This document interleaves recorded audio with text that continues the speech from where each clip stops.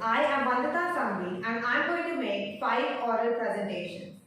My first speech is an introduction of the main speaker and an appreciation of the speech at an inauguration ceremony of Paws Foundation, an animal NGO. There are 70 people in attendance aged 15 to 50 years old.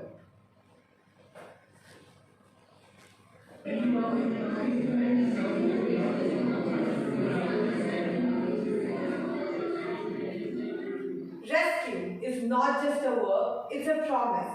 All creatures deserve a life free from fear and pain. Good morning. I am Vandita Sangvi, the president of the organization. Welcome each one present here on behalf of the Paws Foundation team. We are glad to have you here to celebrate the inauguration of our NGO. Our goal is to create the earth a safe home for all living creatures. We at Paws Foundation believe that indifference and neglect should be replaced with sensitivity. I am here to introduce to you a great personality and my inspiration, a girl who can change lives at the young age of 21. She saved a boy from drowning named Badal, for which she was awarded the Bravery Award of Gujarat. Not only did she save a human life, but she saves the lives of hundreds of animals daily. She is the founder of an organization named Humans with Humanity. She started with only 8 people and today she has a team of 80. She turns helplessness into hope for animals.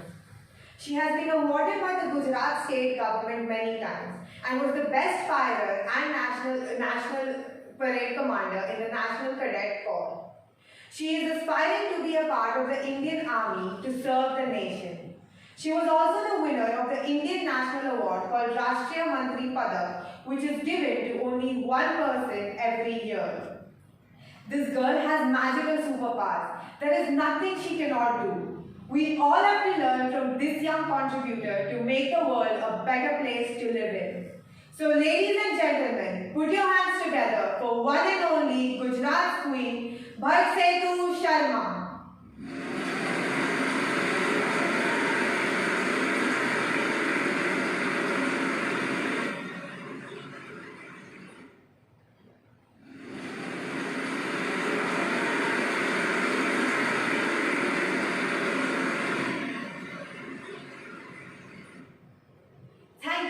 We are grateful to have you here today. I truly feel honored to have met someone who has such a great motive to live. You have changed the way we look at life. You motivate us to cross our limits to serve anyone in need. Thank you for sharing your childhood with us, like the skating experience you had with your father, and how falling in the rains removed the fear of skating, and how such small everyday experiences taught you how to deal with life. This shows us how important our upbringing is. At the young age of 15, you saw a few puppies thrown out of your apartment, and saving just these few puppies became the driving force for you to save millions of lives today. These small, everyday experiences have made you what you are today. Thank you for sharing things about your lifestyle, like the protocol you follow while working, and how you work, and also telling us that entertainment is a key factor. We will definitely keep these thoughts in mind. As you said, everyone who has the same motive, that is saving anyone in need, becomes a family. So we are a family now. You inspire thousands of people across the country. What can be a greater achievement? We need more Bhartsetu Sharmas to rekindle the dying fire of humanity. I hope each one present here celebrates animal life in all its forms. Acknowledge and be thankful for the way in which animals enrich our lives. There are more than 66,000 animals that suffer each day in one single state of India. So if we come together and save at least one each day, we can make a difference together. Let's teach our children to be kinder to animals today for a kinder world tomorrow. Join our family at Paws Foundation to make a change. Thank you.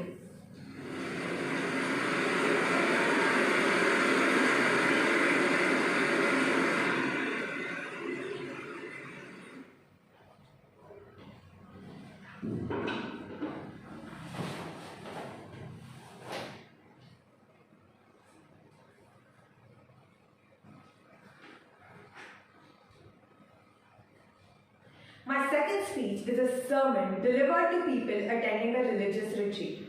There are 20 people in attendance, aged 18 years and above.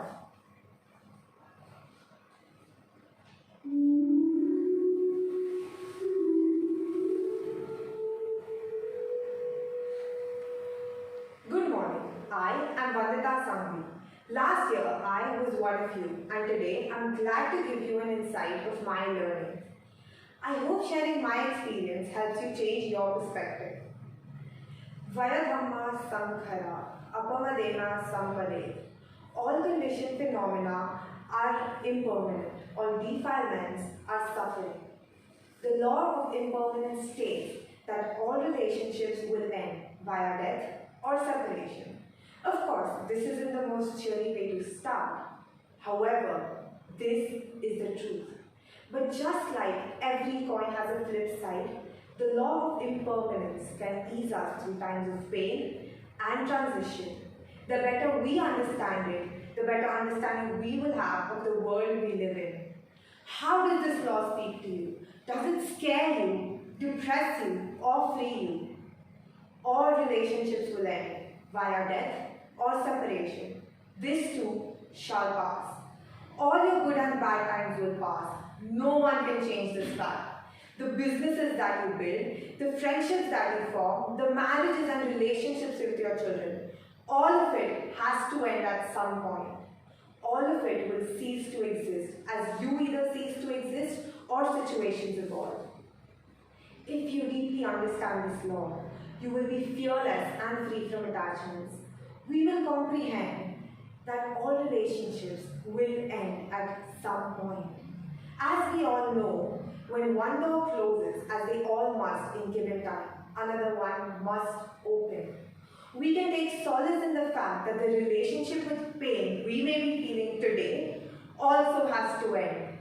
It will change. We will change. Our circumstances will change. Life will bring us new experiences, new relationships, and new sense of impermanence. Our external worlds will always be in a state of flux. Friends move, jobs dissolve, people come and go. The closest of relationships can transform into the deepest of animosity. The house you grew up in will have to be left. The neighborhood just isn't what it used to be. Some say death and taxes are an only guarantee. Well, I'll throw change in that mix as well. Change is inevitable. We can embrace it, breathe into it and allow it to be. Or we can fight it, become rigid against it, angry at it, or broken by it. Change is not concerned with how it affects us anymore than the ocean concerns itself with the day-to-day feelings of the rocks it crashes into. It just crashes, wave after wave, day after day. Universal laws are pretty sociopathic that way. They do their thing and leave us to work our lives around them. To feel the scourge of impermanence and loss and to appreciate it at the same time profoundly as a beautiful essence of what it means to be at all. This is the deep truth I heard reverberating in Buddha's last words. The law of impermanence should bring you at comfort. It should allow you to breathe deeper into your belly, knowing that everything must come to pass, including yourself. Getting stronger is not all about meeting life with a force, but sometimes leaning the other way. Letting life work her own magic, even if it's painful to us in the moment. Let's move on our way to master the law, day by day, year by year, on the path of Nirvana. Thank you.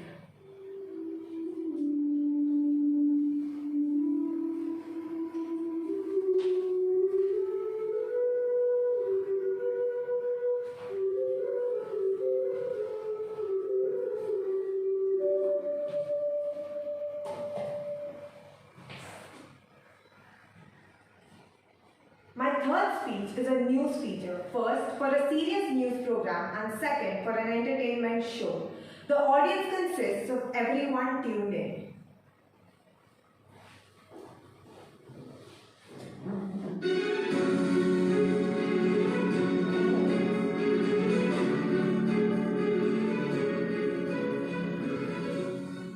Dio Bolo Dis Dio Bharat. Mojana Vandita. Good morning, India. Here's RJ Vandita reporting from the capital of Goa, Panji, with the latest news for today. Agenda. The Goa Congress recommends Prime Minister Narendra Modi's name in the Guinness World Records.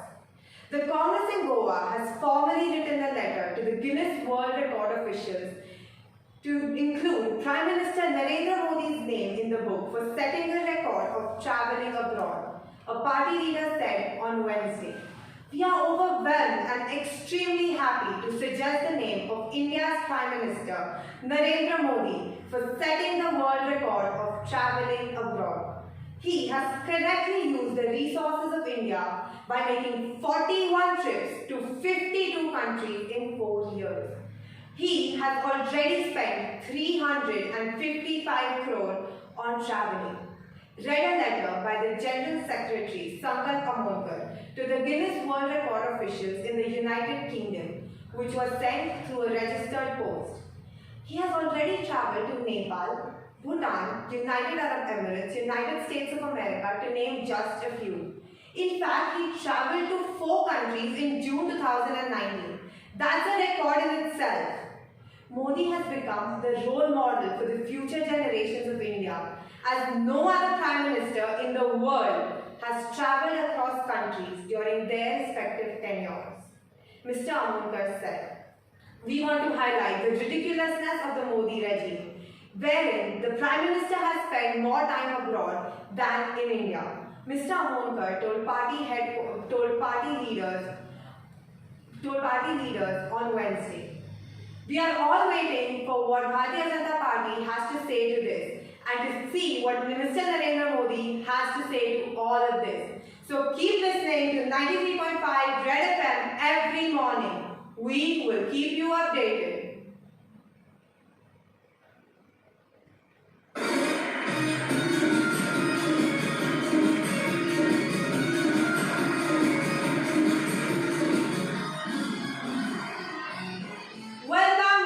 Welcome.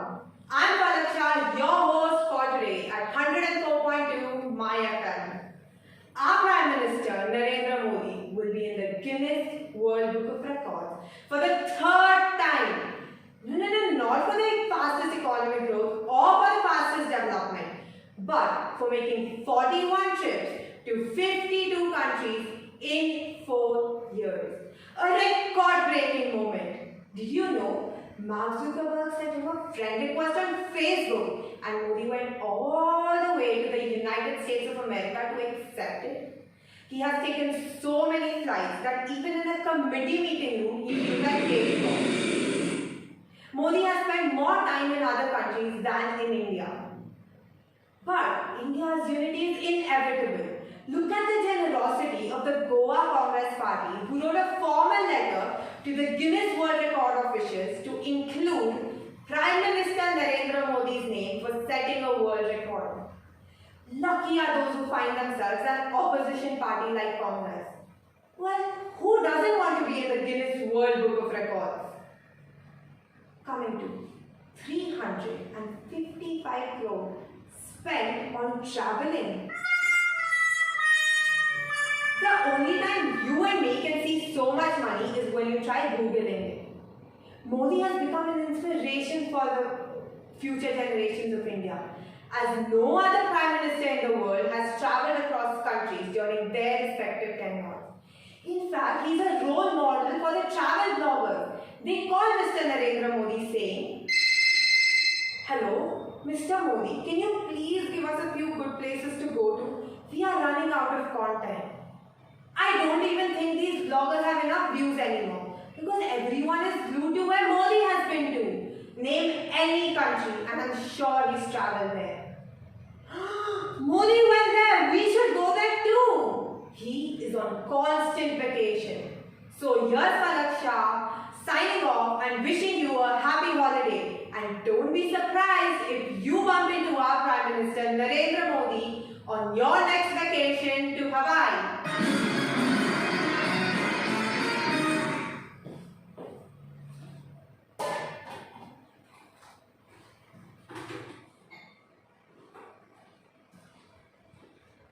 My next speech is an after-dinner school reunion speech. There are 20 people in attendance, aged 20-year-old.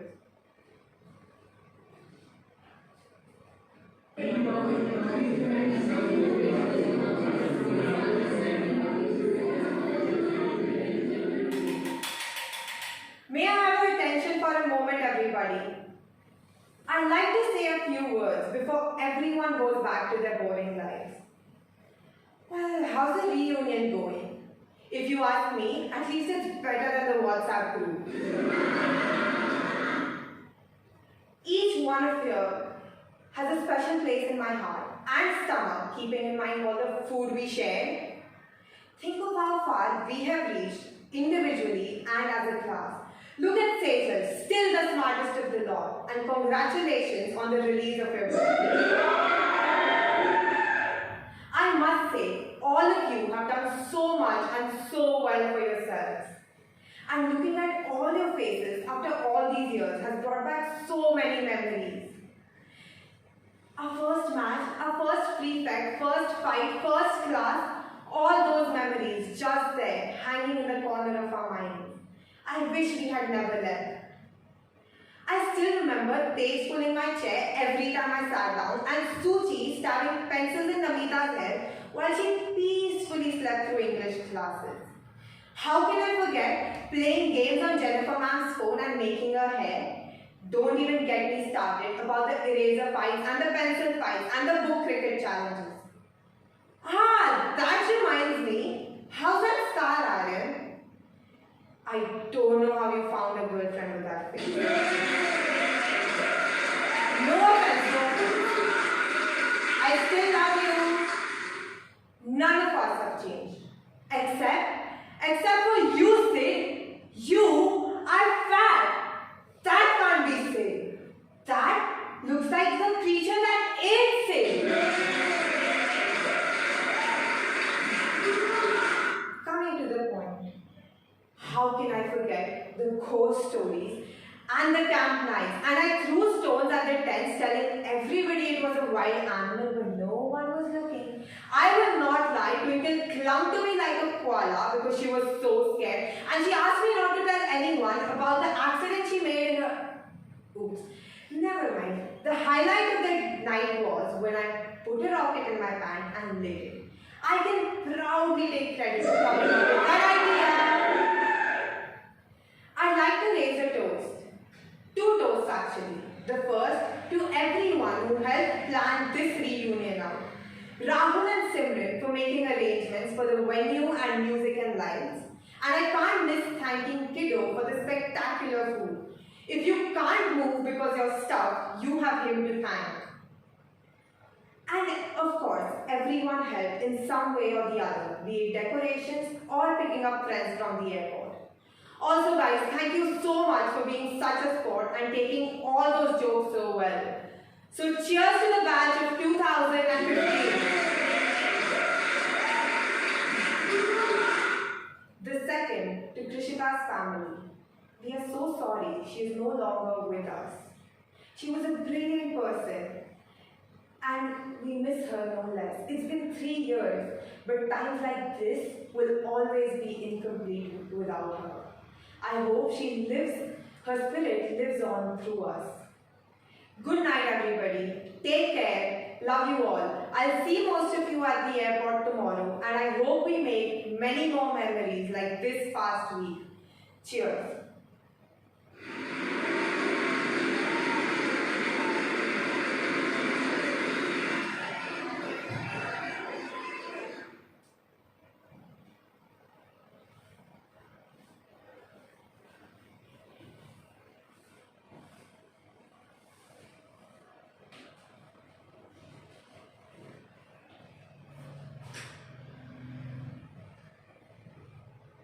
My last and final speech is a persuasive speech on a moral issue. I am delivering the speech on the Speak Your Mind platform on World Health Day at a university. There are 90 to 100 students and teachers in attendance, aged 18 years and above. Good morning.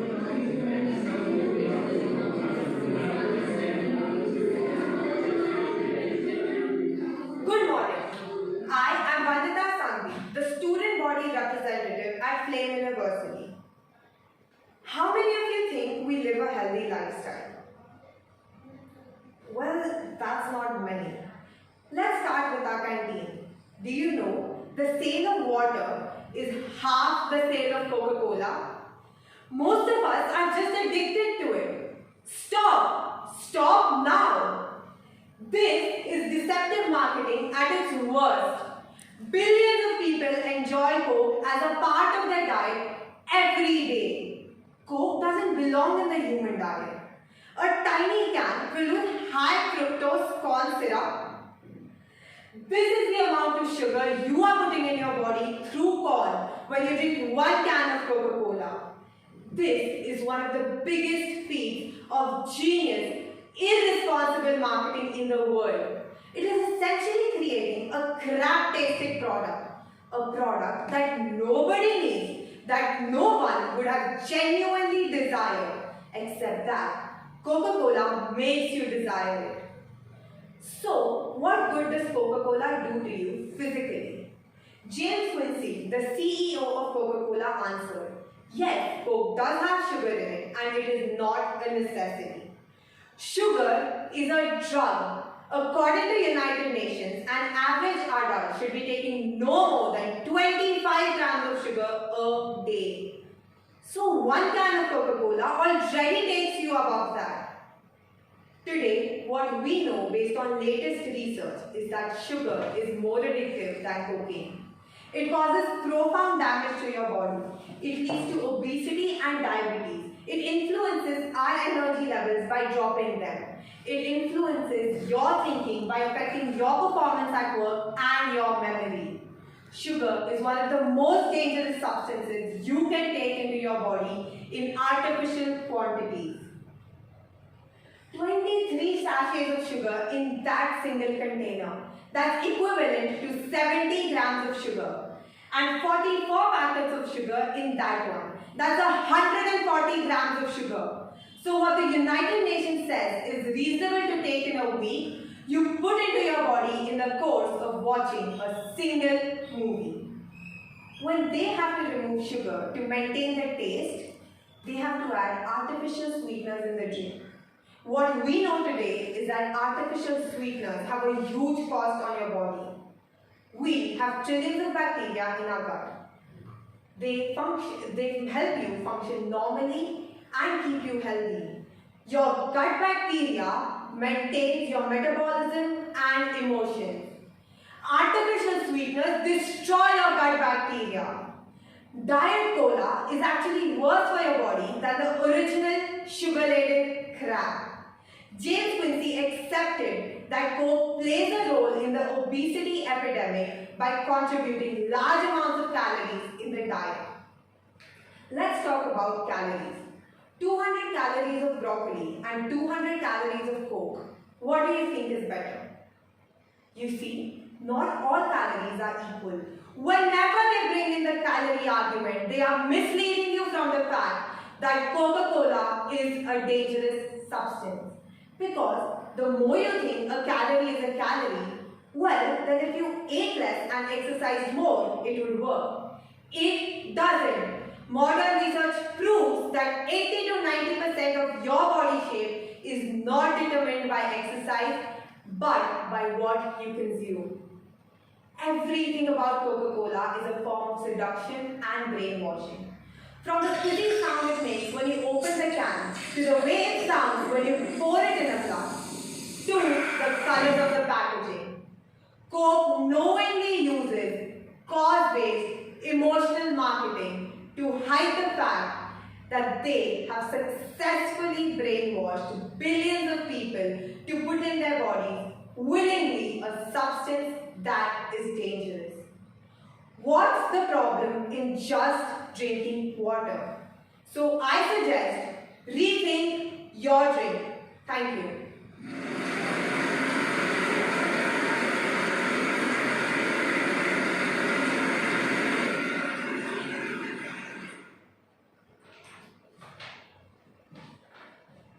I will now move on to my reflection task, the first part being my performance program. After looking at all the topics, my starting point was identifying the speech I was ready to tackle first. I recently read a blog by Abhi and Neo, two famous Indian bloggers, which was regarding Coca-Cola and its harmful effects. And when I look around, most of my friends drink the soda. These two factors externally influenced me to write my persuasive speech the first. For the introduction and appreciation speech, meeting Bharat Sharma last year when she visited our university as a guest lecturer for the Animal Welfare Committee students influenced me to introduce and thank her in my speech. My speech was entirely based on what she actually told us. For my sermon, I initially looked up a few topics I was interested in, and later, after shortlisting those topics, I discussed them with my grandparents and they influenced me to talk about the law of impermanence. The external influence that for my school reunion was I recently had an online school reunion and it brought back so many memories that I actually wanted to share my experience on this platform, imagining a real audience and a physical actual school reunion. I also watched a YouTube web series called The Reunion and it caught my eye. And I knew I wanted to talk about it. Coming to the plan, I used the prep method broadly to structure all my speeches. That is, point, reason, example, and point again. For my sermon, I stated my point, that was the law of impermanence. I gave various real-life examples and then connected it with the reasons from the sacred book and reiterated my point. Similarly, for the persuasive speech, I defined my persuasive goal, that is, Coca-Cola is harmful. Within the goal, I inclined towards a particular angle, that is, rethink your drink, and I entirely based my speech around the goal using the prep method to structure it. Initially, I blindly went from one speech to the other, not keeping the order in mind, but I knew I wanted to keep the strongest for the last. To create a balance and variety for the audience, I used various elements, like I changed my attire so that there's a change of setting for the viewer and to give the speeches a realistic touch. I kept the strongest for the last so that the audience walks away with something they can remember and the topic lingers in their mind for a longer period of time. Keeping in mind all my speeches, I found a suitable audience that would find each speech appealing in accordance to the nature of the speech. Tons of research went into planning, writing, and delivering the speech. For the news feature, I had to look up the regional language spoken in Goa, that is Konkani. I also had to learn the pronunciation of that language and a few phrases like Good Morning India and how to say my name in that language, particularly in that language. Going forward, I read 5 to 6 news articles to finally choose that one topic I wanted to talk about.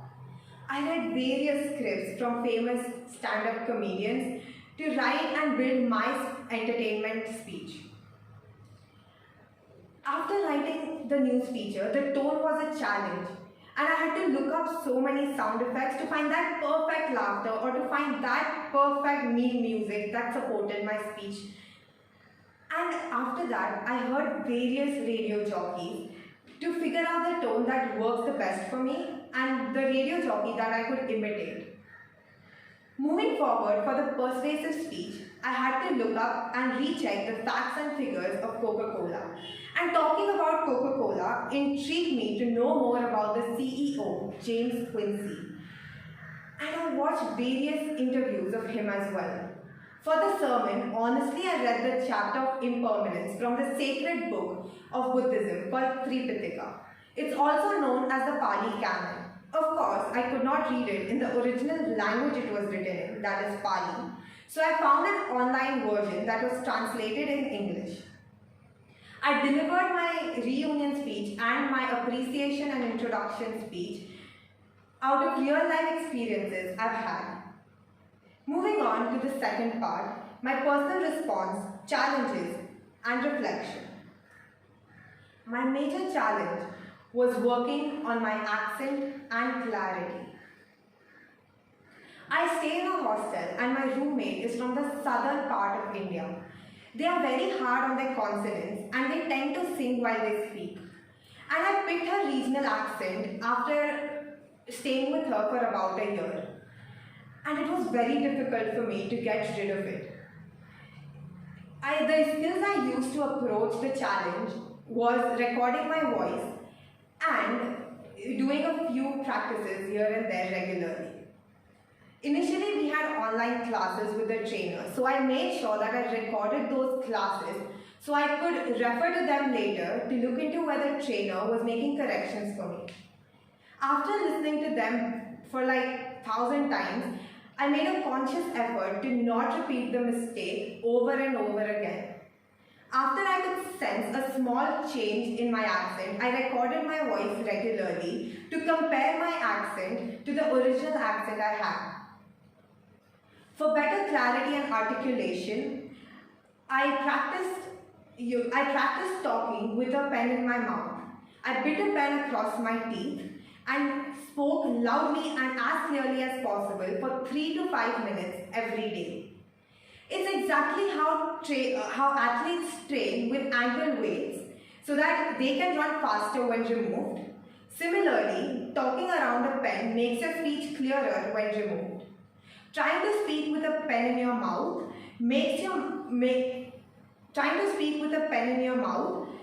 forces you to open your mouth wider and make exaggerated movements with your tongue. Over the course of these 8 months, I have recorded my voice regularly to have a track of my improvement. Honestly, after a while, when physical classes started, time was a constraint for me because I had continuous college lectures throughout the day and with very strict assignments and deadlines, which made it even worse. So my trainer kept the class open whenever I was free to come in and practice. I gave my best practice every time I came to class. I had to prioritize on what's important, so I skipped a few college lectures that I could cover later and came in for practice and recordings. Moving ahead, to change the setting for the viewer, I used basics of staging, like a change in attire, just like an add-on to the basic attire I was wearing, like a scarf or a blazer or like this hoodie. And I used the space, projector and podium appropriately. I discovered that while delivering a speech, the body language, the tone, the pitch, the space, the attire, everything works together. If I approach a similar challenge again, I will practice these exercises regularly. And I realize that I need to project my voice clearly to make my point firm and strong so that the audience has it in their mind and they leave with a sense of thought. When I start living with my roommate again, I will make sure and put in a conscious effort to not pick her accent again, and I will casually record my voice regularly so that I know if my accent has changed or not. The personal limitation that I noticed during the process is that I am very sensitive towards new accents and new languages, and this limitation was one thing I tackled with the most throughout. And because it also impacted my delivery till an extent. One strength that I noticed along the way was my memory. Despite making various drafts, I ended up learning most of it while writing it. The last point I want to talk about is health and safety with reference to my own personal well-being. Me being a clumsy person, safe practice on stage was an important factor. So I put away all the items after use, and I also kept all the wires neatly and securely tied so I don't trip over them and to avoid any sort of hazard. Working with an audience, initially in the beginning when we had online classes, it was very difficult for me to imagine an audience in front of the screen. But when I came for physical classes, I could practice my movement, projection, voice modulation, pitch and tone to engage with the audience. For my physical health, I exercised every morning. However, more than my physical health, I think my mental health needed attention because due to the pandemic, I did not step out of the house and online classes started becoming a burden and straining my eyes. For the eyes, my doctor gave me an exercise. You hold a pencil in front of you at eye level and you move it around in all the directions very slowly and you focus on the tip of the pencil and follow it without moving your neck. It helps you strengthen your eye muscles and also improves concentration.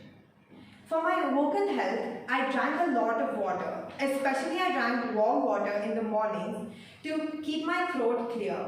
I also did steam inhalation to keep my vocal folds lubricated and to reduce swelling in my throat. I drank warm water with honey to sustain my voice. I did a few warm-up exercises before the speeches. The first being a body warm-up. You stand with feet shoulder width apart. You spread your legs and arms and shake it until they feel warm and relaxed. This helps you release your tension and nervousness and builds your confidence so that you have a better body language and eye contact with the audience. The next is diaphragmatic breathing. You breathe in through your nose and count till 5. Your belly expands, diaphragm moves downwards, allowing maximum air in your lungs. Next, you breathe out through your mouth, again count till 5. Your belly moves inwards, diaphragm moves upwards. This helps in minimizing stressing and straining in my voice and energizes it. It also helps me maintain my pace and portray a variety of voice modulation throughout my speeches without taking unnecessary pauses. All of this together helped me prepare for my speeches and deliver them for 25 minutes without taking a break. Thank you.